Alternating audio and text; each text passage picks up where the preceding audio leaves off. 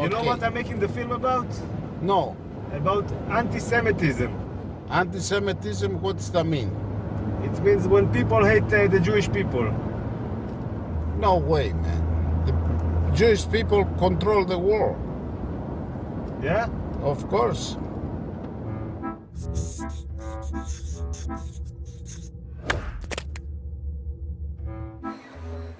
Being an Israeli Jew, I have never experienced anti-Semitism myself, but it's a phrase that always seems to be in the air.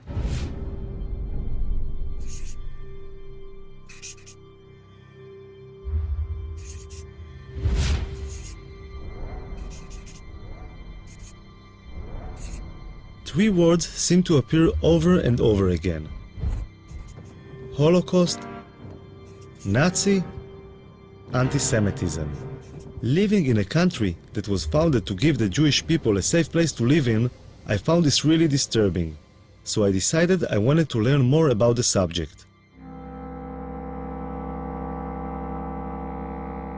Ladies and gentlemen, This is Abe Foxman, the head and face of the Anti-Defamation League. I have been lucky to have survived by miracle the Shoah. Very nice speech, very good. The ADL is the biggest organization in the world fighting anti-Semitism, with a budget of over $70 million a year. Abe Foxman has become the symbol of the fight against anti-Semitism in the world today. I thought he might be able to open some doors for me. So I asked him to help me out with my film. Abe Foxman was very welcoming. I think he liked the idea of an Israeli filmmaker taking an interest in anti-Semitism. And he agreed to give me unprecedented access to his organization, which has its headquarters in Manhattan. He's doing a film, which I still don't understand what it is, but we said yes, yes, and yes. You're on the record, Good. okay? He's not going to hurt us. Great. On the other hand, he's a good journalist, okay? I'll take He care of wants to get, good stuff. Foxman introduced me to some of the senior staff at the headquarters. You can talk to him, too. Would you say the ADL is like the biggest Jewish organization dealing with anti-Semitism? Oh, yes, yes, in the world. Yeah, there's no question about that. Yeah, certainly in the United States, but I would say in the world. We have all of our 27 offices all over the country with their ears to the railroad tracks. It starts with an insult, a denigrating statement, and at the very top, what you have is genocide. And in between is every bad thing that can happen to somebody. This is my grandmother. She's over 90 years old and she lives in Jerusalem. I decided to tell her about the film I am making. אני ישראלי, כן? אני אף פעם לא הרגשתי מה זה אנטישמיות. אז אני שואל מה זה בעצם, אני בא ומנסה להבין מה זה. נו, אז עכשיו אתה יודע מה זה? אני לומד. אתה לומד. זו הסבתא שלך יפהפייה, זו אני. Her family emigrated from Russia in the 19th century because of the strong Zionist ideology.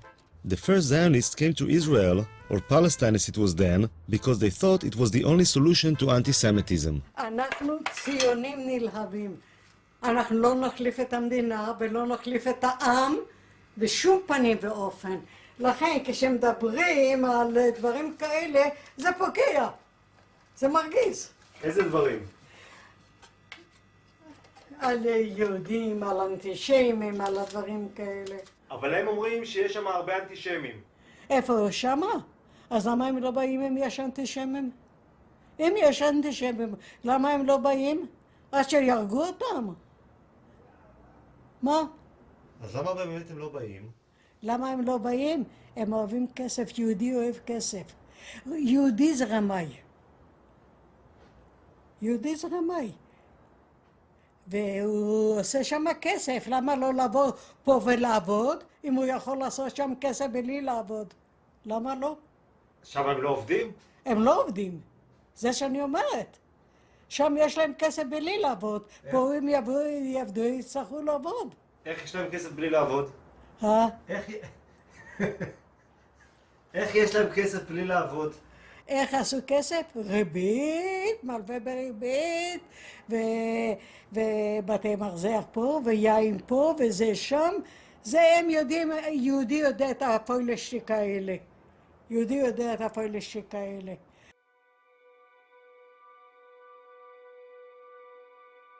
Tens of thousands of Israeli high school students fly to Poland each year to learn firsthand about the Holocaust, the worst genocide in human history and the most terrible result of anti-Semitism. When I was in high school in the late 80s, there were less than 500 kids going on this trip in the whole country. Today, there are more than 30,000.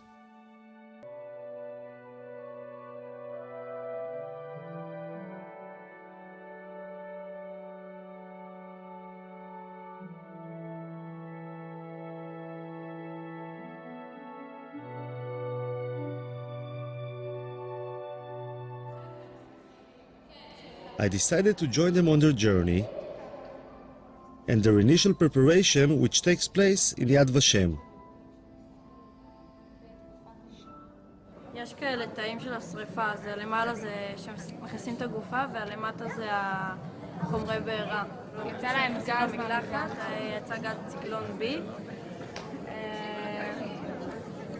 פה אנחנו רואים כבר את הגופות. אותה שהם יצאו, הוציאו להם את השיני זהב מהשיניים. ורוב מי שעשה את זה היו יהודים ששמו אותם בתוך המשרפות, את הגופות.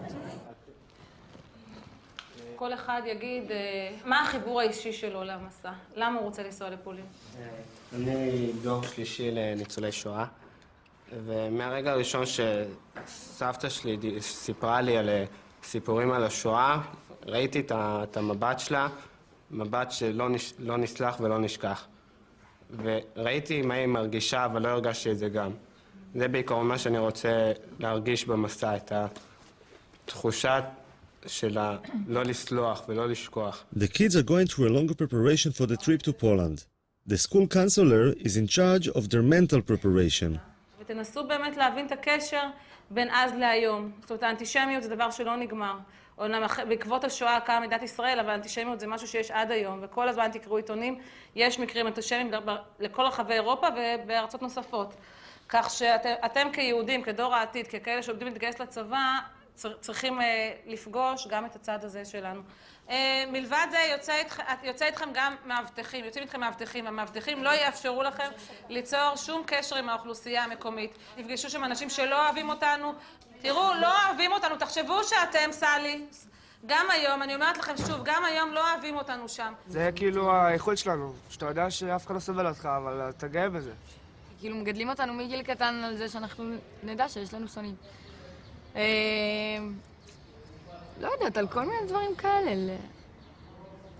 ובעצם כשהילד יודע שיש לו שונאים, כאילו מה שקרה בשואה לדורות הקודמים שלו, אז זה גורם לך איזה סוג של כעס לצד השני, כאב, כעס, אפילו שנאה. כולנו יודעים ששונאים יהודים. זה משהו שגם גדלנו איתו כזה, תמיד כזה היה שנאה ואנטישמיות. תמיד אני לא זוכרת שפעם לא הייתה אנטישמיות. זה יחזק בי את הישראלית שבי, את הציונית שבי ואת היהודייה שבי. אין ספק. Yediot Achronot is the most popular and influential newspaper in Israel. I'm curious about the people behind the reports of anti-Semitism I read on a daily basis. אני יודע, זה מגוחך שאני אומר את זה, אבל כולם בעייתיים. צרפת היא אנטישמית, גרמניה היא אנטישמית, המדינות בדרום אמריקה הן אנטישמיות. אני לא רוצה לדבר על המדינות המוסלמיות, זה לא מדברים בכלל. הם למעשה כולם. ליטא נשארה אנטישמית, כל המדינות הבלטיות, אבל גם המדינות במערב, אנגליה היא אנטישמית. זאת אומרת, הם כולם אנטישמים, רק כאמור, יש שקטים יותר ויש בוטים יותר. ולמה אני בכלל צריך להיות אובייקטיבי? הם היו אובייקטיביים? כלפינו לא, הם גם לא היו אובייקטיביים. מה זאת אומרת הסיפור הזה? אבל בתור עיתונאי זה... אין דבר כזה בתור עיתונאי. בוודאי שלא, לא במקרה כזה. בוודאי שלא במקרה הזה. מה קרה? מה המספר? 172,345. זה מספר שאתה לא תשכח. אני הולך איתו כבר 65 שנים. אבא היה באושוויץ 1, אני הייתי באושוויץ 3, ואמא הייתה באושוויץ 2 בבירקנאו. Noach is over 80 years old and is making sure that the future generation of reporters will be just as committed as he is. ירידה זה פחות כותרת מעלייה? פחות. אז עלייה זה טוב. עלייה זה לא טוב, עלייה זה רע. עלייה זה טוב לעיתון. בדיוק.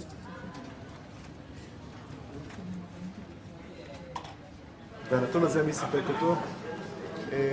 זה הגיע מסקר של הליגה נגד השמצה בארצות הברית.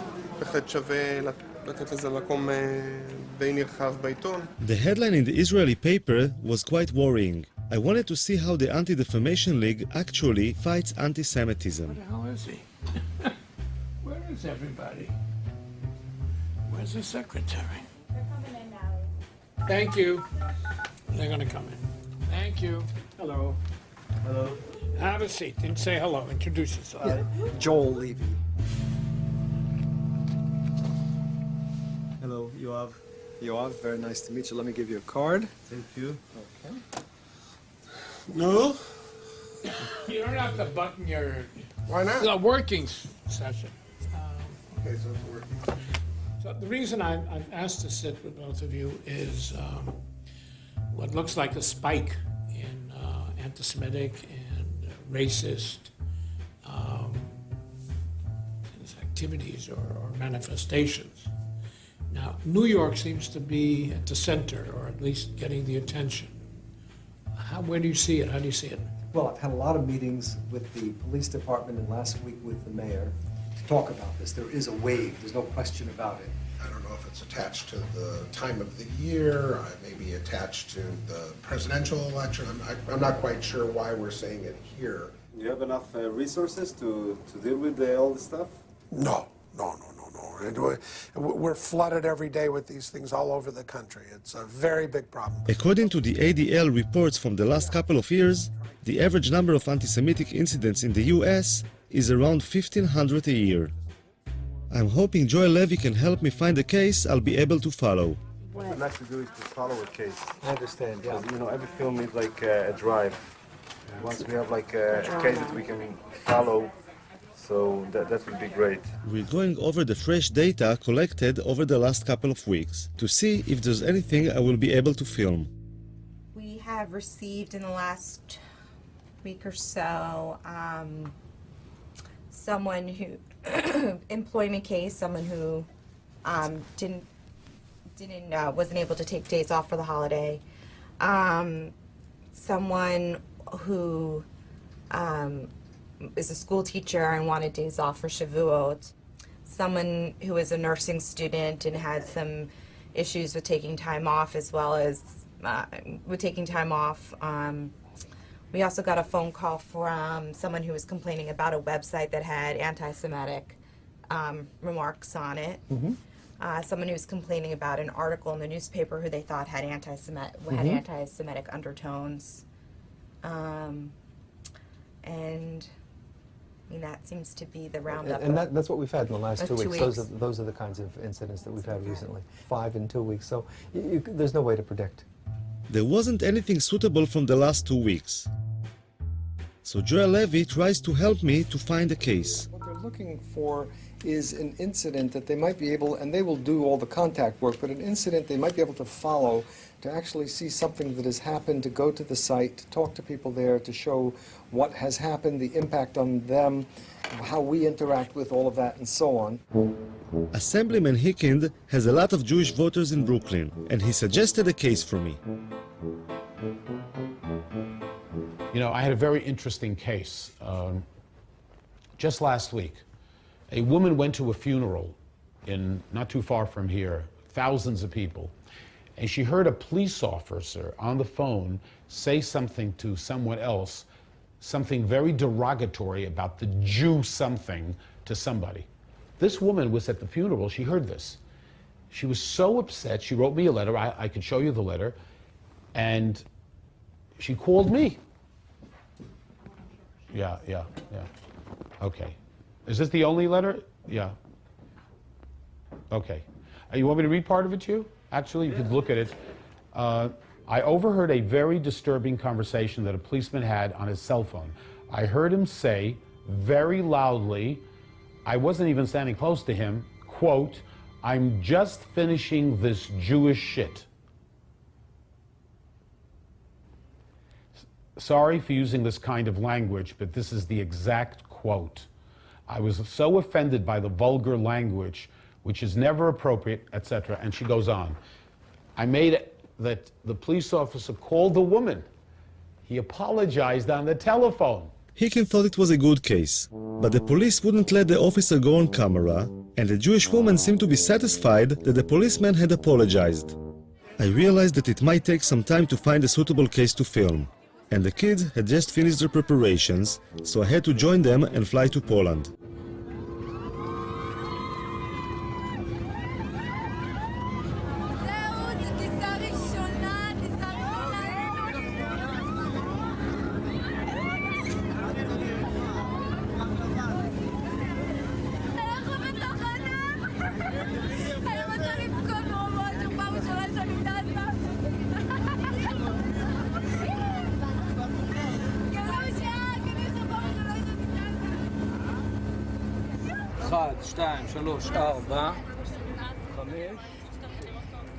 The man with the blanked out eyes is an Israeli Secret Service agent, whose identity we are not allowed to reveal. במידה ועכשיו קורה איזה מצב ששומעים איזשהו פיצוץ, לא משנה כרגע מה, מה שאני מבקש זה דבר ראשון, כולם לשבת או לשכב אפילו במעברים כמה שיותר מהר, בסדר? Traveling around Poland today, it's hard to imagine what it must have looked like over 60 years ago. But the guides help the kids to visualize and feel how it was under the Nazi regime. יסמין, את תהיי מבחינתנו המודל של אמא של דנקה, את תיכנסי מתחת למדרגות שם ליד העצים ואנחנו נצלם אותך. הייתה ילדה בשם דנקה שהייתה גרה כאן, אוקיי? והגרמנים היו זורקים פה את היהודים מהחלון. היו זורקים אותם, ואתה יודע, היו מתחבאים.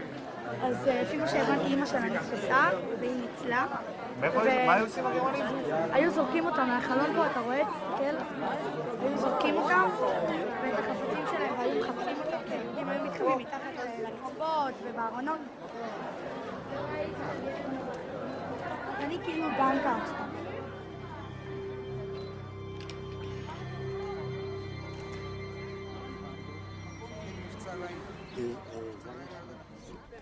בגטו לובלין. גטו יהודי בעיר לובלין. Izrael? No to mów po Izraelu, a nie tam gadasz jak po chińsku. Ja myślałem, że z Chin jesteście. Kto gada? Izraelcianie? Pytam się skąd, a dopiero jak powiedziałem, że z Izraela, no to powiedziała, że tak. English? הוא מדבר רעות על ישראל, הוא אמר שאנחנו כלבים. הבנתי.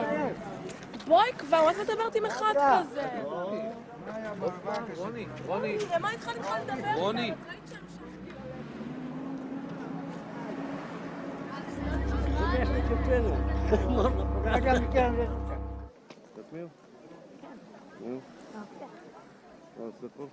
שומר עלינו מהאנטישמיות, כאילו שומר, שלא יבואו מתנגשים או כאילו יעשו לנו משהו בלי ש...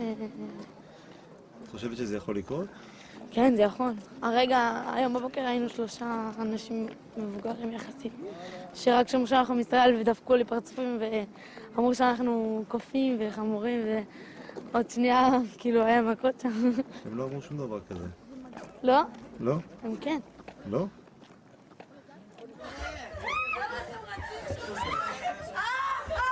Go to your rooms right now. Right now, go to your rooms. Right now. Go to your room. What happened here? What are you doing? מעניין. Excuse me. We are not wrong. We have some other guests here. I know that the kids, but you have to understand us. We have some other guests here. They are coming down and then they are staying there. We won't pay for it. Although the days in the Poland trip are long and exhausting, the kids still have a lot of energy when they get back to the hotel. Quiet, okay? Cicho, cicho. But close the window and stay in your room, okay? מה? למה אתם לא יוצאים? Yes. לא קשור לעייפות, מה, הייתי יוצאת. יש ניאו-נאצים, כאילו פה בפולין, שיש סכנה, יש לנו סכנה, כי נגיד הם יכולים לדפוק לנו בדלת בלי שנדע מי זה, ויכולים להתחיל לזרוק דברים מהחלון. זה מה שנגיד הסבירו לנו בארוחת ערב, הביאו לנו תדרוך, שתכלס אנחנו לא במדינה אוהבת, אנחנו במדינה יחסית עוינת. נגיד אם יגלו איפה אנחנו עשו לנו פה הפגנות בחוץ, או אבנים זרקו עלינו, ונגיד לפני שבועיים נכנסו לי פה שיכורים, כאילו ניאו-נאצים, התחילו לדפוק פה בדלתות וחיפשו יהודים. ככה כאילו הסבירו לנו אתמול בארוחת ערב. מי הסביר? השב"כ, תשמע, הוא דפוק, אנחנו אוכלים בסבבה, פתאום הבא יש לי כמה דברים בשיא העדינות. אתה רואה כזה, אחד כזה, אשכנזי חמוד כזה, פתאום מתחיל לדבר איתך על ניאו-נאצים וזה, כולם היו בשוק, לא יכולים לסיים את האוכל. סך הכל בשביל הביטחון שלנו, אז כאילו, אסור לנו לצאת, ישר אחרי ארוחת ערב אנחנו צריכים להיכנס לחדרים. למה? כי הם אנטישמים. הם לא הכי אוהבים אותנו. בדיוק. ישר אנחנו נכנסים לשדה תעופה, זה כולל שם חיילים, הולכים כמו במשטר הנאצי. חיילים הולכים לך כזה, ישר כאלה שלהם כזה, פרצוף כזה, רע כזה. האלה שדפקו לנו את הדרכונים שלנו, נראה כמו קציני אס-אס. As the kids were facing anti-Semitism in Poland, or at least feeling that they were, a case was reported in Brooklyn that seemed suitable for the film.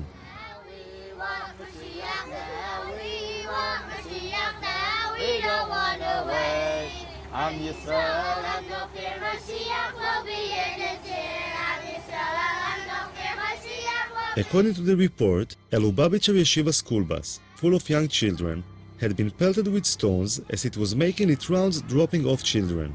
One of the stones had crashed through a window where one of the children was sleeping and landed in the aisle between the seats. A second stone broke a window and barely missed two other children. Two mothers witnessed the incident and gave descriptions of a group of black youths between the ages of 10 and 12. So were you scared? Were you scared? I was worried for the kids.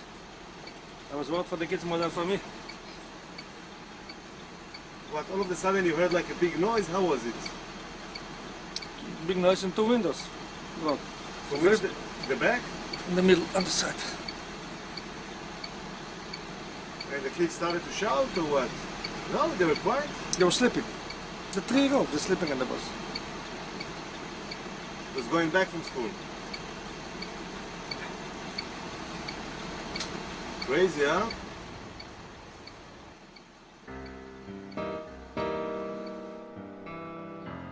Crown Heights is a mixed neighborhood of Jews and blacks. In 1991, there was a lot of tension between the two communities, leading to the Crown Heights riots, which went on for 3 days and resulted in many casualties. This is Binyamin Lifshitz, the local reporter in Crown Heights. Maybe put your arms like, Folded? Yeah? I'm not a poster boy. He was the first to report the incident. Not a big, strong guy. See, where the rocks went into the bus over there. Wait, can you go back to that? And, I mean, most of the crime incidents in Crown Heights are targeted at Jews? It's always been known throughout the course of history, Jews are soft targets. We've been the victims of so many major incidents, genocides and catastrophes and Holocausts and everything. It's just the way we are. We've always been victimized. When a black guy sees two people walking down the street, a black person and a Jewish person, his choice to attack someone will not be a black person. Because a black person, you never know. What is that guy? Does he carry a knife? Does he carry a gun? A Jew is a soft target. It's always been known like that, which is why we always encourage to walk in pairs, which is why we don't walk so much outside, like at night, so to speak, alone.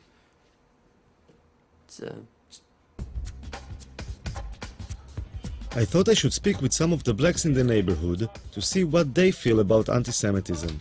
I mean, like, there we interviewed this guy, and he told us, if there's gonna be like a Jewish guy and a black guy walking in the street, and somebody wants to rob, they would go for the Jewish guy because he's an easier target.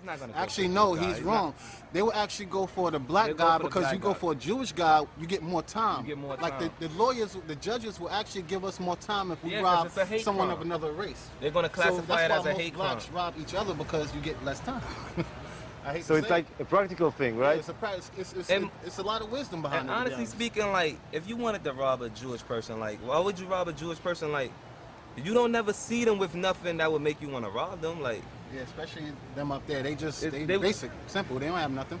And most people like, use how could you credit target cards. out a Jew person like when all of them dress the same? Like everybody dressed the same. They all look the same. So And I I lived don't around know. here 35 years. I have never seen a Jewish person get robbed in this neighborhood. But there are kind of incidents between blacks and Jews, right? There are some issues. Well, it ain't really issues. It's like favoritism. They get treated better. Yeah, they Like do the get police will treated treat them better. Yes, they do. If I'm arguing with a Jew, the cops gonna come to me. They're not gonna bother them. They're gonna think I'm the aggressor. They're not gonna think they're the aggressor because they already have like a perception that Jews are more holier than black people. Let me tell you something, another thing, you know. They are supposed to be the chosen ones, but they be in the welfare office and the Section 8 office. They the first one to get any kind of bargain deal on anything. They're the first ones to get any kind of discount, or they know the system very well, okay? A lot of times they have all this money coming in the household, but somehow they always figure out a way to manage getting Section 8 or public assistance. Whatever services is available, trust me, the Jewish people are the first ones to find out about it. They're the first ones to utilize it. Actually, they're part of the mind control system that they use through television and the media. The higher ups. Speaking of that right there is in a book called The Elders of the Protocols of Zion. That was in like 1898. They was talking about how the Jews will use TV and media and propaganda to control the world and take over the world. So little things like that just, oh man. Who wrote that book? It was a Russian who wrote that book too. Whoever's watching this, Elders of the Protocol of Zion, read it. It gives you an idea, the blueprint to take over the world. It is. They're implementing it right now. It's actually, when you read it, they say it's false. But when you read it, you see everything coming to light. The Protocols of the Elders of Zion describes how a group of old Jews sit around the table plotting conspiracies to take over the world. But that's considered to be like a really anti-Semitic book, you know. It is anti-Semitic to a certain. It's really not anti-Semitic. It's not anti-Semitic. It's like people keep saying things and they really don't know what they're talking about. If somebody's telling the truth, if somebody's telling the truth about something, why does it have to be anti-Semitic? Because it's not in the Jewish people's favor. It's not anti-Semitic. It's just somebody being honest. Facts is what it is. Bottom line. No, but just to put things straight, like this book, the books of the elderly of Zion, the Protocols That was of the actually, they elderly. said it was written by a Jew actually. So it's really not anti-Semitic. But this book was like kind of a fraud, you know? Yeah, they say it's a fraud. There wasn't such a thing, you know, it's like a bunch of people sitting together running the world, you know? This is kind of bullshit, But you you know? said that's bullshit? That is not true. No. This is like a false book. That's not bullshit. As far as like a bunch of people sitting together running the world. The United Nations is a bunch of people sitting together running the world. So how could you say that's bullshit? No, it's different, you know, because All right, so exactly, there's no difference. you said some like pretty hard stuff about like, you know, Jewish people and stuff like that. No. Hold on, you gotta listen. Let me finish. I mean, like, so maybe when they like see you guys on the streets and they feel like afraid or they feel tension, there is something, you know, like. That goes to what I was telling you before. They don't know us. They never took time to get to know us. She was telling you that they separate themselves from us. They don't want to know us. So when you don't want to get to know someone, you would never. Speaking, you can't. you're trying to manipulate the conversation. No, I'm just asking. No, because we told you we have no problem with them. Hold on. First of all, why wouldn't we be afraid of them also? There's a misunderstanding and there's a lack of communication. How do we know that we're safe amongst them? I mean, Talking with them made me realize that living in a mixed community can create a lot of tension that can be easily inflamed. I went to talk about the situation with Rabbi Hecht, one of the leaders of the Jewish community and Commissioner for Human Rights. Even the attack on the school bus. Not every time when somebody calls somebody with a name that you're a Jewish so-and-so or you're a black so-and-so, does that mean that I am a racist in heart or as an anti-Semite in heart, or that I'm doing it only because of anti-Semitism? If 5 crimes happen, 5 blacks against 5 Jews, it has to be anti-Semitism. Why? Listen, even if the reason why I hit that Jewish kid is because I knew that he's not going to fight back, or the white woman in this neighborhood who's a Jewish woman, I stole her pocketbook because I know it's going to be easy prey. That's not called anti-Semitism. Now, again, you want to put it into some category and lock the guy up for a longer period of time because he saw a weak woman that he grabbed it, But again, I think we have gone a little too far. Many of the anti-Semitic incidents reported by the ADL happen to Orthodox Jews, since they are the easiest to spot. So I was pretty surprised by Rabbi Hecht's response. Let me tell you guys, I am suspicious when a guy makes a living from a particular situation. So if there's a particular film crew that make a living from blood, that's right. I'm suspicious every time they show blood. If a guy is created only because of anti-Semitism, I'm nervous about his reports. Are they accurate? He has to create a problem because he needs a job. So you're saying, like, I mean, the ADL is not like a credible organization, or? I really can't pass judgment on other organizations, so we'll leave it that way. I'll be politically correct. But listen, clearly the ADL has been responsible in certain areas to flare up things as much as they've helped. Of course, having said that, now I'm on the ADL's blacklist now, so Mr. Foxman is not going to come to my home for dinner, but what should I tell you? An important part of the ADL's work are the international missions, and Foxman decided to allow me to join him. Every year, a few ADL board members and contributors get to join Foxman as he travels to various countries, meeting heads of state, politicians, and other influential people who can help in the fight against anti-Semitism.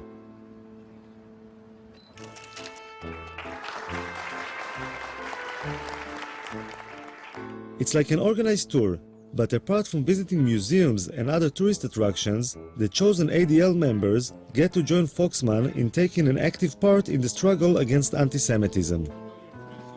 You have to debate what is proportionate when someone attacks you.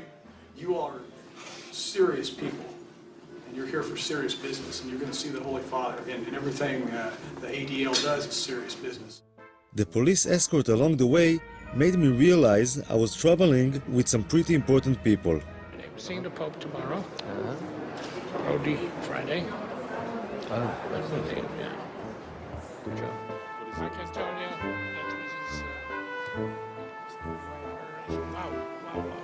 beautiful. How gorgeous. I'm curious about how Mr. Foxman gets to meet all these important people. Why would all these ambassadors, politicians, and heads of state take the time to meet him? It's their perception of the power of the Jewish community, which is one of those sides of the anti-Semitism, which is it's a very thin line, you know. They believe we are more powerful than we are. I've always said Jews are not as powerful as the Jews think we are, nor as powerful as our enemies think we are. We're somewhere in between. But they do believe, to some extent, that we can make a difference in Washington, and we're not going to convince them otherwise. So how do you fight this sinister, conspiratorial view of Jews without using it? Look, when the United Nations comes to its General Assembly, we meet with 40 heads of state, foreign ministers. Why? I think I got it. It's like a poker game in which Foxman bluffs the other side into thinking the Jews have more influence and power in Washington than they really have. The downside is that the idea of Jews being so powerful can result in envy, even hate. Foxman has a very close relationship with the Israeli government. All right. Oh, yeah. A couple of times. Israel relies on Foxman when it comes to issues of anti-Semitism. And being the Jewish state, anti-Semitism is always on the agenda. Hello. Hi, Abe. I wanted to ask you, since we met last, about the issue of Venezuela.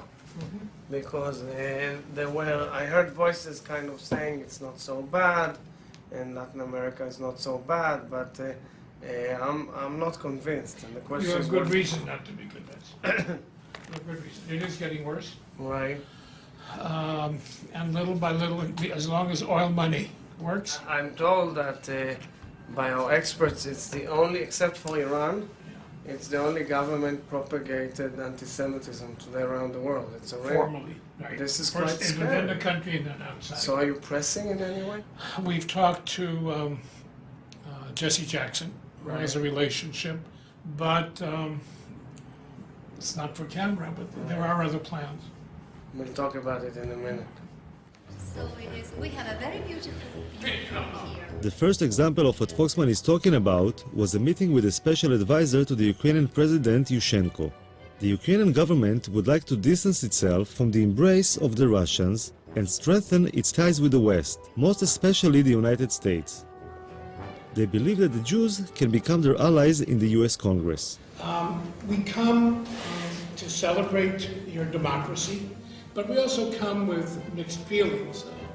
The history of the Jewish people in this country is primarily one of tragedy. We would like to see a more active, a more aggressive approach to dealing with issues of anti-Semitism. It took a long... Foxman is concerned about the Ukrainian government's comparison of the famine in the Ukraine before World War II with the Holocaust. The one thing that you need to be sensitive about is not to link it with the Holocaust. Be careful that it not be played as your genocide, our genocide, because that will be counterproductive on all sides. We, of course, respect Holocaust, and I understood your message, and we try to be very, very diplomatic. Here it is. I was impressed by the way Foxman handled the meeting, but it also raised some questions for me.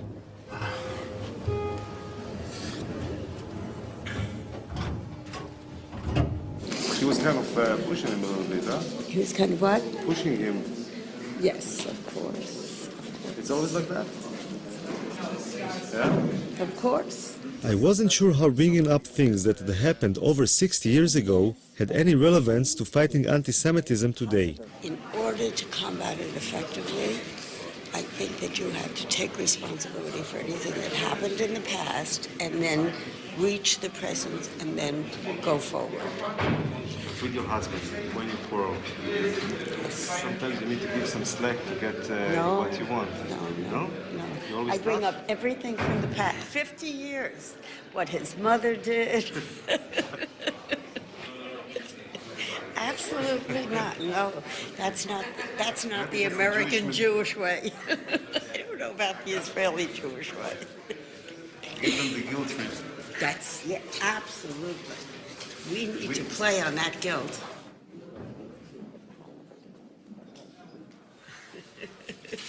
I asked when you're having a quarrel, whether she give you some slack sometimes to, to make up, but she said no. I'm always wrong, and she's always right. But wait a minute, do I ever forget anything in the past? Never. Suzanne will tell me 20 years ago what I did wrong. If we have an argument now, but, 20 years you did this. I said, but Suzanne, it was 20 years Wait a minute, but do you know why? Because he has not stood up and taken responsibility for that behavior. The guilt trip she's giving you, does it help? No. So maybe the guilt trip we're giving them is not the right solution. Maybe we should, give them some slack, say, okay, let's be friends.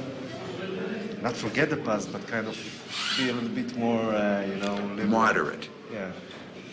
Something we happen to, I happen to The guilt of the father should not be visited on the sons. And it's true, of course it's true. I agree with you. It's true, you have to. You cannot let it go down, but you can't keep playing on it as heavily as some people do. It's got to be moderate. But the ADL is like one of the people who plays quite heavily. No, we're moderate. No, ADL plays heavily. There is not a speech. I'm feeling. There is not a speech. Show me, no, be careful. I'm not talking to him. I'm not talking to him. What is he? What are you, the Mossad or something? Democracy. We're free democracy. We're allowed to say what we want.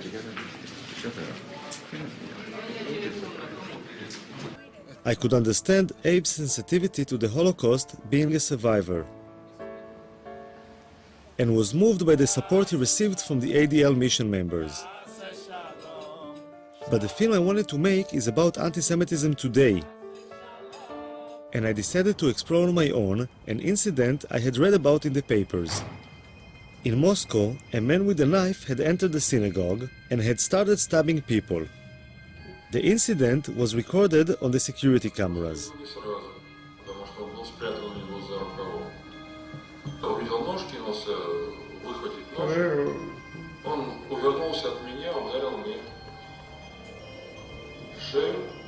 Раздались истерические неестественные крики, когда убивает человека.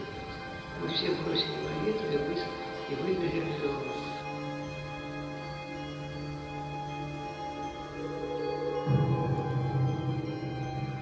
The stabbing was a shocking reminder of what anti-Semitism can be. I thought I should speak with the members of the synagogue to see how they felt about their own safety. В Израиле мы все время слышим, что есть очень сильный антисемитизм. Где? Здесь? Неправда. Что неправда? Этого Что нету. Ну нету. Ну нету, понимаете? Нет его. Потом, понимаете, почему говорят в многие Израиле? евреи сами виноваты. Вот представляете, вот он работает на заводе. И он плохо работает. И его не двигают по службе, не продвигают, карьеры нет. Он говорит, это потому что я еврей. Я говорю, ну я же тоже еврей, а я главный технолог завода. Как же тебя-то, нафиг, тебя антисемитизм, а ко мне нет? А почему в Израиле говорят, что здесь очень сильный антисемитизм? Ну что-то надо говорить. Ну что-то надо говорить, как-то себя надо оправдывать. И все свои неудачи в жизни человек это объясняет. Вот я был еврей, вот меня притесняли, вот мне не давали дорогу. Ну хорошо, ты приехал в Израиль. Там тебя никто не притесняет. Что ж ты и здесь не продвинулся? I didn't understand. How come these religious Jews, who go to the synagogue every day and are such easy targets for anti-Semites, don't seem so concerned about their personal safety? I decided to ask the local rabbi in Kiev about it. The truth is that for some reason secular Jews are more worried about anti-Semitism than religious Jews, if you noticed. It's not that way. It's just that on their agenda of being Jewish, anti-Semitism is not part of being Jewish for an Orthodox Jew. Part of being Jewish is not fighting anti-Semitism. Part of being Jewish is practicing Judaism. There's no mitzvah in the Torah when you practice Judaism to fight anti-Semitism. At the same time, fighting anti-Semitism is something that's important for the Jewish people, for Jewish communities throughout the world. And very often, people that are not practicing, like you say, that's where they find their thing. So they'll, express their Jewish identity in a way that they'll be fighting anti-Semitism and thereby helping the community, in its fight for anti-Semitism. The rabbi said that it is actually an issue of identity. I wanted to know if Suzanne and Harvey Prince would agree with this theory. Yeah, I mean, you can't film this because, I do think that the ADL helps to reinforce our Jewish identity because we're not Orthodox and we don't have a religious Jewish life. The ADL provides a forum to be Jewish. I mean, it certainly is 99.9% Jewish, and it gives us an opportunity to explore being Jewish, to look at Jewish issues, and it does reinforce our Jewish identity. פרי עיניים אליי, אני רוצה לראות את הרצינות דרך העיניים שלכם. אנחנו עוברים לשלב הבא של הרצינות, השלב הבא של תשומת הלב, אנחנו מגיעים למיידניק.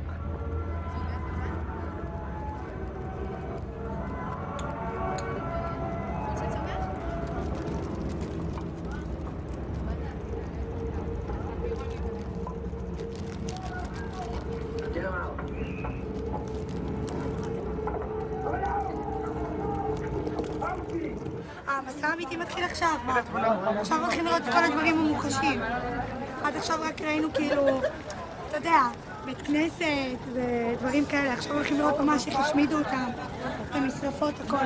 יהיה קשה. והייתה שם מפקדת של הפלד, שקראו לה בריג'יטה צמאת אדם. בריג'יטה צמאת אדם הייתה הולכת, רוכבת על גבי סוס, באזור המקסים הזה של לובלין, עם שוט ברזל שמחובר אליו כל מיני ברזלים כאילו כמו שאתם רואים לפעמים בסרטים של המלחמות. ופשוט עוברת על גבי אסירים ומכה אותם. סתם ככה? סתם ככה. אוקיי? בריז'יט צמאת אדם שהייתה מפקדת זה.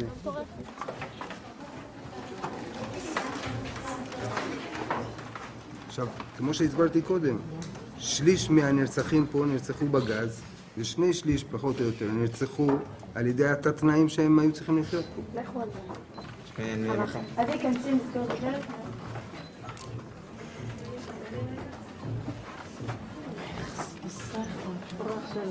גפתנים.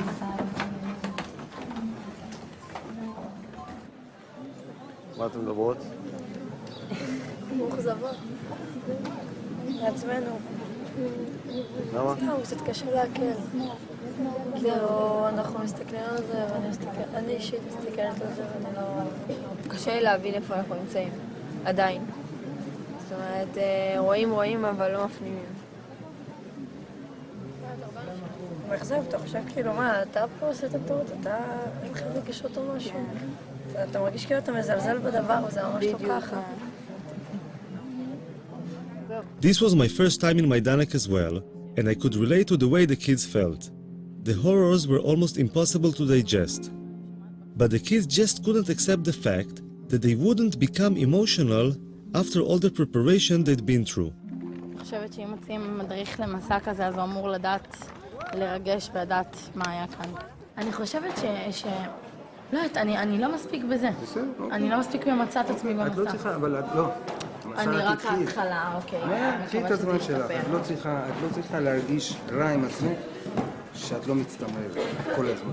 אני מרגישה רע עם עצמי שאני מרגישה שאני לא ממצא את עצמי. לא, אבל אז אני אומר עוד פעם, את חובה עכשיו הרבה דברים, תני לעצמך את הזמן, זה מה שאני מבקש, לא יותר מזה.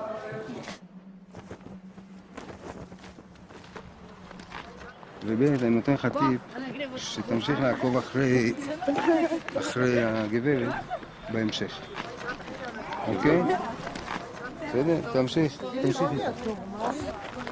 יאללה, גייז, עירוני א', אנחנו ממשיכים פה. ופה, ללא טקס קבורה וללא כבוד אחרון, נשרפו מושמדי פה בתנורים האלה, האפר שלהם שימש לדישון אחר כך לגרמנים. הם ניצלו את היהודי מהעבודה שהוא נכנס במחנה העבודה. It occurred to me that after seeing the almost incomprehensible horrors my people have suffered, other people's suffering might seem less significant somehow. I wondered if any of the kids felt this way too. יכול להיות שזאת הבעיה שלנו, שיש לנו את הרף הגבוה הזה. ופתאום אנחנו רואים בחדשות שהרסו נגיד לערבי את הבית, שצה"ל פוצץ, אז אנחנו אומרים, לא נורא, לנו היה דברים יותר גרועים. אותנו לקחו ברכבות וגרמו ליהודים לראות ביהודים. זה כבר נראה לנו, יכול להיות שזה... אני דווקא חושב שאני אחרי... כי וואלה שאני... כי וואלה שאני רואה את זה בטלוויזיה, זה לא מפריע לי, כי אני כאילו אומרת, בסדר, לא, הערבים האלה יש להם הרבה בית. Nofar was not the only one thinking about the Israeli-Palestinian conflict in relation to anti-Semitism. Professor Norman Finkelstein, a Jewish academic from DePaul University in Chicago, has written a book called The Holocaust Industry, in which he accuses parts of the Jewish establishment of making cynical political use of the Holocaust. Dr. Finkelstein, you have some visitors? Whenever Israel faces a public relations debacle or comes under pressure to resolve the Israel-Palestine conflict, they start up this extravaganza called the new anti-Semitism. As it's usually understood, anti-Semitism means an irrational hatred of Jews, born simply of the fact that they are Jewish. But that's not what's going on. Here it's a hostility born of the fact that the state which claims to represent them is engaged in quite brutal violence. I'm sure lots of people I meet have this, what you say, deep down inside, they have this kind of queasy feeling about Jews. I'm sure that's true. But did it have any real substantial repercussions on me in life? The answer is just no. There's a kind of pathological narcissism, navel contemplation. When you are the richest, wealthiest, most successful ethnic group in the United States, you've got the world on a platter, and you sit around and you're talking about anti-Semitism. It's just kind of shameful, I think. At the time I first interviewed Finkelstein, I didn't realize what a controversial figure he was in the eyes of the Jewish establishment. Finkelstein, the son of Holocaust survivors, has been labeled a self-hating Jew, a Holocaust denier, and a madman. I had interviews stopped at the very mention of his name. I know if you Google Norman Finkelstein and Holocaust denier, nowadays you'll get about 10,000 websites. Well, if I'm a Holocaust denier, I would have to be certifiably insane. I would have to be clinically insane. Because, given who my parents were, for me to be denying the Nazi Holocaust, I'd have to be clinically insane. So you have to judge for yourself. You may disagree with me, but is it your impression that I'm clinically insane? Now, if you think I'm not, then you have to wonder, why are those 10,000 websites saying that? Recently, there's this talk about the new anti-Semitism, which is very related to Israel. And I've been heard that from Jews outside of Israel, saying Israel is the cause that anti-Semitism is now, that we are suffering from anti-Semitism. Well, I would say that is nonsense. That comes from insecure Jews. I think people use Israel as an excuse to rationalize and legitimize, because in many places of the world, anti-Semitism is not acceptable. It's not polite, it's not proper. But if you can camouflage it, if you can find a platform of a news event, of a political discourse, then you use it. And we find every time there is conflict in the Middle East between Israel and somebody else, the level of anti-Semitism spikes. Why? Because the anti-Semites come out of their woodwork, and now they can express themselves in their anti-Semitism in what they consider a legitimate, licensed way. Strangely enough, Foxman and Finkelstein agreed on one thing, which is that most anti-Semitic incidents nowadays fall under the category of new anti-Semitism. The difference is that Foxman says that anti-Semites found a new target called Israel, to which they could express their anti-Semitism, while Finkelstein believes that saying that is a cynical misuse of the term anti-Semitism. But attacks on the ADL seem to be coming from all directions. So today in America, there are two professors who are saying that Jews are more loyal to Israel than to America. Mearsheimer and Wald. See, this is what Mearsheimer and Wald. Mearsheimer and Wald. Steve Wald and John Mearsheimer are two academics from the universities of Harvard and Chicago who wrote a book called The Israeli Lobby. They claim that there is a lobby in the US whose role is to support Israeli policy even if this policy goes against the interests of the US. The role of the ADL in this lobby is to silence those who criticize Israeli policy, saying they are actually anti-Semites in disguise. Walt and Mearsheimer were invited to Israel by Gush Shalom, a left-wing Israeli organization whose head is Uri Avneri, a former parliament member and a peace activist. I was very happy that they accepted our invitation and agreed to come here. Actually, we were a little bit afraid in the beginning that there may be some difficulty to get them into Israel, especially after what happened to Professor Norman Finkelstein, who has been arrested and kept in prison, actually, and then deported. Steve and I have traveled all over the United States, and we've traveled all over Europe talking about the lobby. I have honestly been struck by how little evidence we've come across of anti-Semitism. This is not to say that we don't run into lots of people who are critical of Israeli policy and shake their head at what the Israelis are doing. אבל לנו כישראלים זה לא טוב שיש לנו בעצם את הלוד הזה מאחורינו שם? כתושבי ישראל שגרים פה בעצם. קודם כל, שאלה מאחורי מה? ומי זה אנחנו במקרה זה?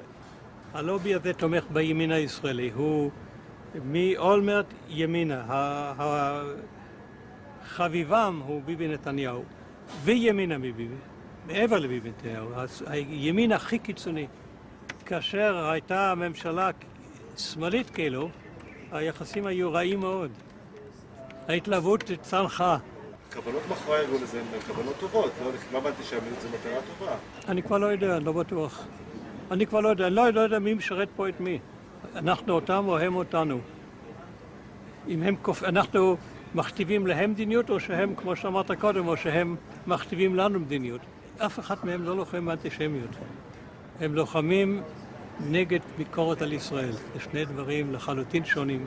כמעט שאין אנטישמיות באמריקה, זה אגדה. אין, ממש אין. לו הייתה, גם השדולה הייתה מתנהגת אחרת. אין. התופעה הזו שנקראת אנטישמיות היא קיימת רק בתקשורת הישראלית, ועל ידי כל מיני פונקציונרים יהודים בעולם שמתפרנסים מזה, שהם לוחמים באנטישמיות. איפה יש אנטישמיות? אין כלום. בעולם ישראל מצבה של היהודים באמריקה, מצבם לא היה כמו היום. מה, אנטישמיות זה המצאה ישראלית? המצאה יהודית? אנטישמיות? אנטישמיות היום? במידה רבה כן. כל אחד פוחד מאנטישמיות בגלל הזיכרונות ההיסטוריים, והיהודים מפוחדים תמיד. באמריקה היהודים, כמה שהם חזקים וכמה שהם מושלים באמריקה למעשה, הם פוחדים מהצל של עצמם. כל רגע, אחרי כל עץ, מסתתר אנטישמיות. בולשיט, אין דבר כזה. אנטי-ערבים, אנטי-מוסלמים, אנטי-שחורים, אנטי... מה שאתה רוצה. אנטישמים? פשוט אתה צריך זכוכית מגדלת למצוא אותם, ויש כאלה שהולכים עם זכוכית מגדלת, כמו שרלוק הולמס, ומוצאים אנטישמים. Abe Foxman's spokesman, Ari O'Sullivan, was the last person I expected to see at the event. What was he doing here? Look, Abe, they mentioned the ADL a couple of times in their talks, and like I told you, they were false, these things. And I went up to Walt, but he was surrounded with people. I said, listen, I'm from ADL, Ari O'Sullivan, and those two things you said about the ADL are incorrect. I got a lot of interest from the foreign press. I don't know about the Israeli media, though. Was there Israeli media here? אני מהליגה נגד השמצה. זה שהזכירו כל הזמן, ה-ADL, ה-ADL. אתה מהליגה. אני הדובר של הליגה. מי אתה? דובר בארץ? כן, אתה מגוש. אני מגוש שלו? למה הגעתם אותו? את מי? את שניהם. זאת אומרת, למה הבאנו אותו? אנחנו חושבים שמה שהאנשים האלה עושים זה פשוט פעולה הכי מבורכת שיכולה להיות. לא לגבי השמצה או לא השמצה. לגבי אי פעם להגיע למצב נורמלי ומאוזן באזור הזה. יש לכם כסף להביא אנשים כאלה פה? כי אמרו לי שגוש שלום זה ארגון קטן, שולי כזה. ארגון קטן. אבל את הקצת כסף שיש לו, הוא מנצל לדברים החשובים ביותר. והדברים החשובים ביותר זה להגיע סוף סוף אי פעם לאיזשהו פיוס בין הפלסטינים לבין היהודים במזרח התיכון. והדרך היחידה לעשות את זה, זה לגרום שהמדיניות של מי שתומך בישראל, לא משנה מה היא עושה, שהמדיניות הזאת תתחיל להיות קצת יותר נורמלית. זה לא מקרה שהאנשים האלה הוציאו ספר שכל העולם רעש ורגש בגללו. I don't know if the whole world was shaken by Walter Mearsheimer's book, but the Jewish establishment certainly was. Why do two such established, credentials, respected academics engage in such a shoddy piece of work on what subject? At the annual ADL convention, the Israeli lobby book was the center of attention. In the Foreign Office in Israel, there was a 3-day convention dealing mostly with the issues raised in the book The Israeli Lobby. Never before had the question of whether anti-Semitism and anti-Zionism are the same thing seemed so important. Experts and speakers from all over the world said the same thing, that those who attack Israel are doing so simply because they are anti-Semites in disguise. We thought people who would hate us, who would be our enemies, would be thugs and lunatics yelling kike, and instead they're soft-spoken college professors explaining to us how we have the apartheid state. We were unprepared. So let this conference draw a line in the sand. If you're an enemy of the Jewish people, then we will fight you with all our might for ourselves and for our children and for our children's children. Who would we be if we did not? And we will prevail.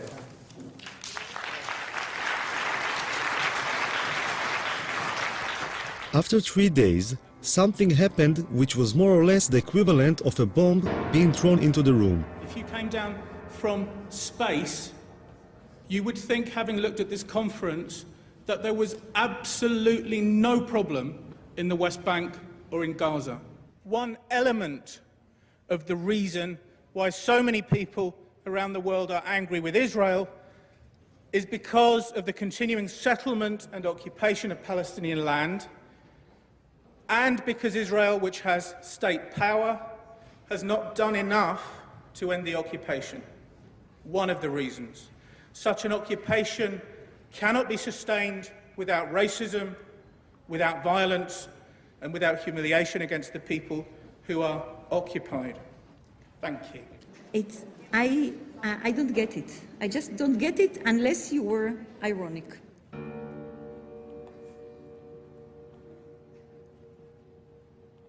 Listen, David. Yes.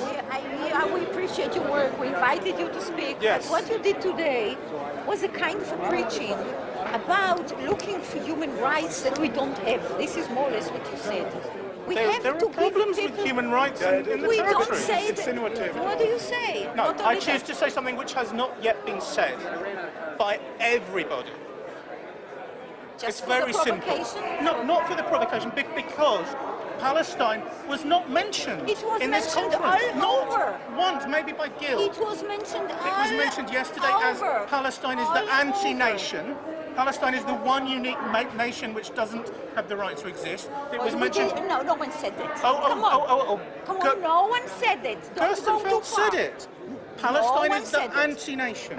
What do you think that means? And where do you think that terminology comes from, the anti-nation? What you were saying is that anti-Semitism and anti-Zionism are two different things. They are two different things. Sometimes they are the same thing. And it's kind of ironic, really, that I was seen by some people as a sort of wild-eyed radical, because where I come from, I'm denounced as a right-wing, neocon, Israeli-supporting, anti-Palestinian racist. What does it say about this conference then?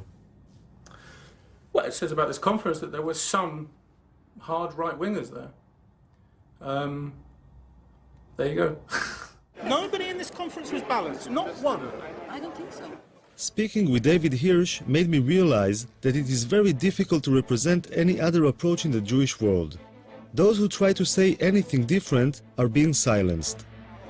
And Dina has a go at me for not being balanced.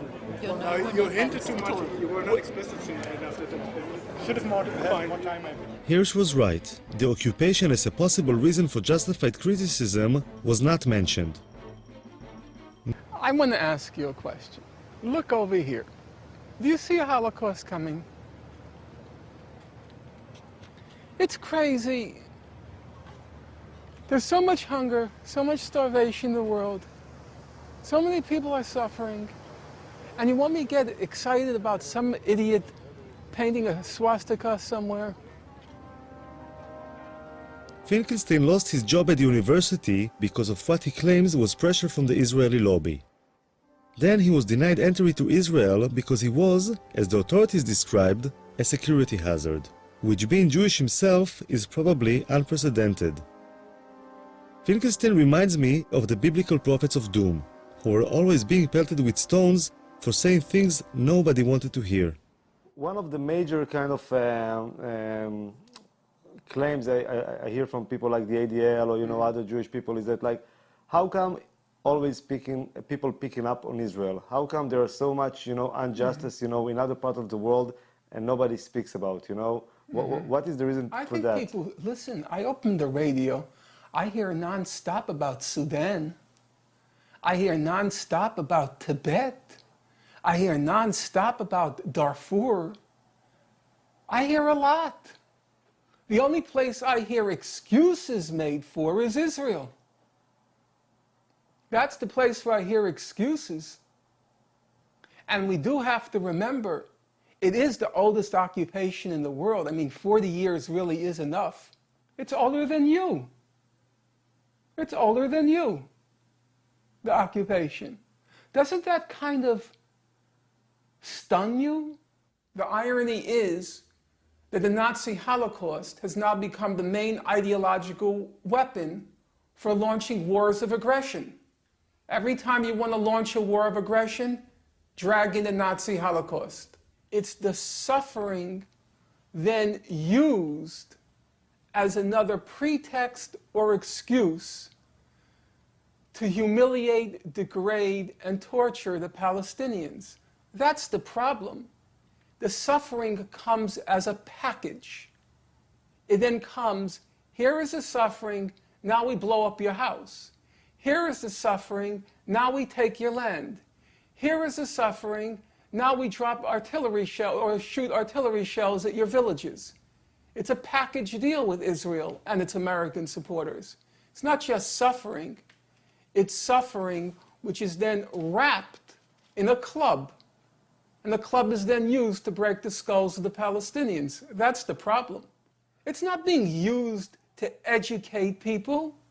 It's not being used to enlighten people. It's not being used to make people more moral. It can be. But it's not. I mean, it's not. That's the whole point. Of course it can be, but it isn't. It's the best thing that will ever happen to Israel if they get rid of these American Jews who are warmongers from Martha's Vineyard. And they're warmongers from the Hamptons. And they're warmongers from Beverly Hills. And they're warmongers from Miami. It's been a disaster for Israel. You know, it's the best thing if they can ever get rid of this American Jewry. It's a curse. For Finkelstein, Foxman is the main enemy. You see? That's why you're not going to get like people's attention, you know, for things like that. Some people laugh. You're comparing Foxman to Hitler, that's kind of... It's an insult to Hitler. Hitler at least didn't do it for money. Finkelstein took his own trauma as the son of Holocaust survivors to the opposite extreme. When I asked him if he had any sympathy for the Israeli victims as well as for the Palestinians, he compared Israeli casualties to the German casualties in World War II. You know, you're funny. I have to tell you, you're funny. Why You is come that? from a society in which everyone calls everyone a Nazi, right? They called Rabin a Nazi, Ben-Gurion called Jabotinsky a Nazi, Jabotinsky called Ben-Gurion a Nazi, Begin called Ben-Gurion a Nazi. They all said, each of them said one is worse than Hitler. That's the whole language of your society. It's also the language I grew up with. You know, everything in my house, the food worse than Auschwitz, the clothes worse than that. That's the house you grew up in. And all of a sudden, you get so pious when they go like that. Your whole society is like that. Why was Rabin? You don't remember when they made Rabin with the SS before he was shot? And then you all of a sudden get so pious. I just think about like how people... Because of what? Because of Abe Foxman? We have to be pious with Abe Foxman? A hoodlum and a thug? I'm just trying to think how other people will perceive it, you know. For myself, you know, you can go and do it all day long, you know. I did it with you. You're an Israeli. Yeah, You but it's on understand. film, you know. It's on film, you know. Other people will see it afterwards. Then take it out. That's why you're an editor. No, that's obviously, you know, should stay in the film, you know. I'm That's... fine. You think I care? You think I care?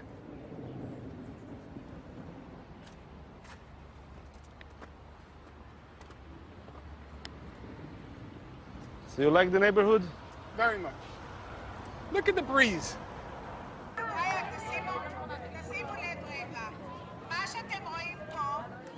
אנחנו חיים בתחושה שמוות מלווה אותנו כל הזמן. והאם התחושה הזאת היא טובה או לא, אני לא יודע. כלומר, כל הזמן עוטפת מעלינו, ופה אתה רואה את זה בעוד שהפכו את זה לתעשייה. תעשיית המוות. הגרמנים התחילו עם זה, ואנחנו היום מנציחים את התעשייה הזאת. אתמול אני חשבתי הרבה האם אנחנו, ואמרתי לך את זה בערב אתמול, בשיחה. האם המצעד החיים הזה זה דבר טוב או רע, כל המפעל הזה? אנחנו מנציחים את המוות, ואנחנו בכך לא הופכים לעם נורמלי. זה שאנחנו שמים דגש על המוות ועל מה שקרה, וצריך לזכור, לא שום ספק. אבל אנחנו יותר מדי חיים בתוך זה, וזה גורם לנו לא להיות עם נורמלי, זה גורם לנו להיות עם... זה גורם לנו להיות... שבה נרצחו 20 וכמה חבר'ה פולנים כאן בחצר הזאת, אז אל תשבו על האנדרטה בבקשה.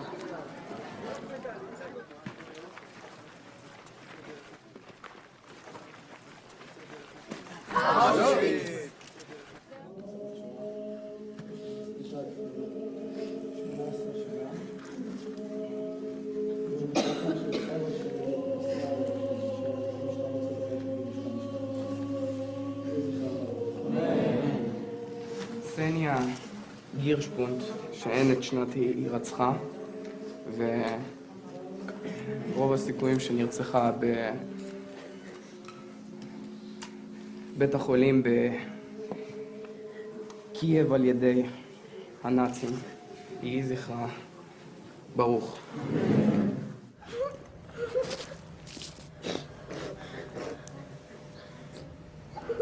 היו הרבה מזוודות, שעל כל מזוודה היה רשום שם. הם היו בגדים של תינוקות, כפפות, חולצות, מכנסיים. היה הרבה זוגות נעליים של ילדים ושל מבוגרים. היה הרבה סטילים, גל חץ לנעליים, מברשות שיניים, כל רכוש קיומי כאילו בסיסי.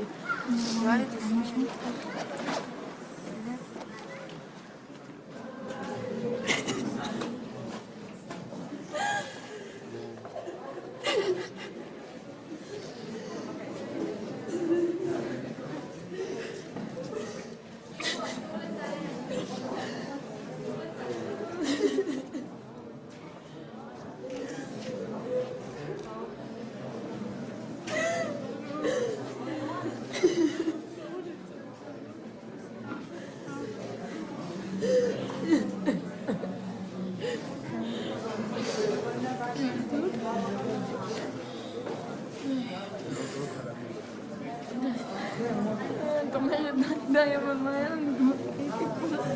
זאת כלום, חיכיתי עוד מעט תפקיד מועדם.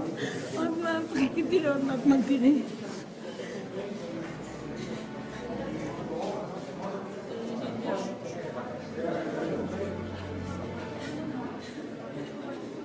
זה עכשיו זה שרוצחים אותך בגלל הנאום שלך, זהו, עשה בגלל הנאום שלך, שאתה לא עשיתי כלום. שאתה לא עשיתי כלום.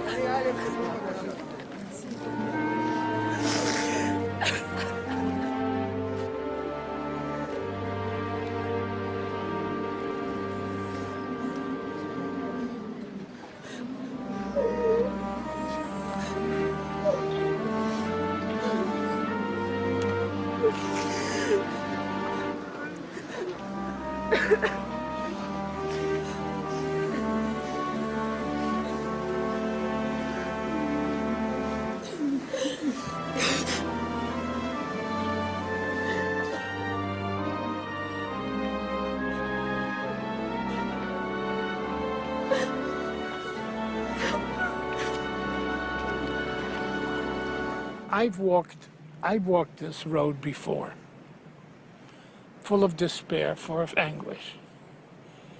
To walk and feel the strength behind you, of 150 officers of all the levels of the Israeli army. I walked with pride. I walked with hope. I hope with strength.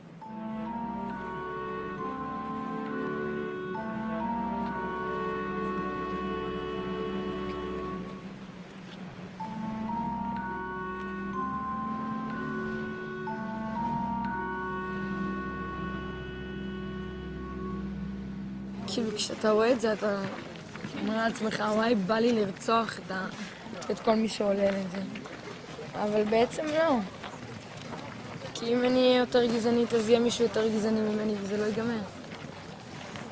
אבל את מי בא לך לרצוח? את מי בא לי לרצוח? את כל אלה. מי זה אלה? הנאצים, הצוררים האלה. טוב, הם כבר, את יודעת, הם מתו. כן, אבל תאמין לי שיש להם דורות. אמנם לא כמוהם, אבל יש. My filming was coming to an end.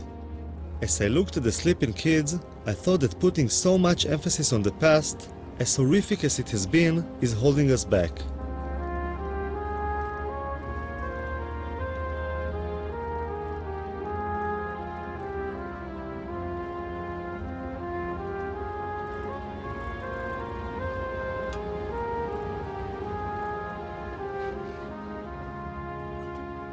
Maybe it's about time to live in the present and look to the future.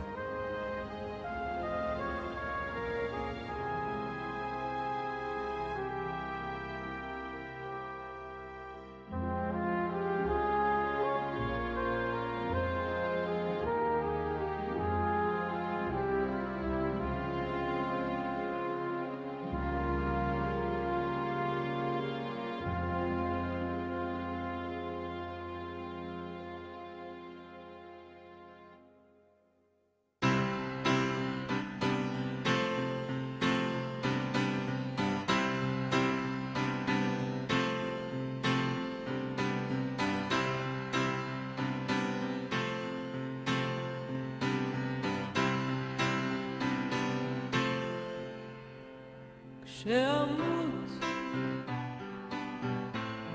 משהו ממני, משהו ממני ימות בך, ימות בך. כשתמות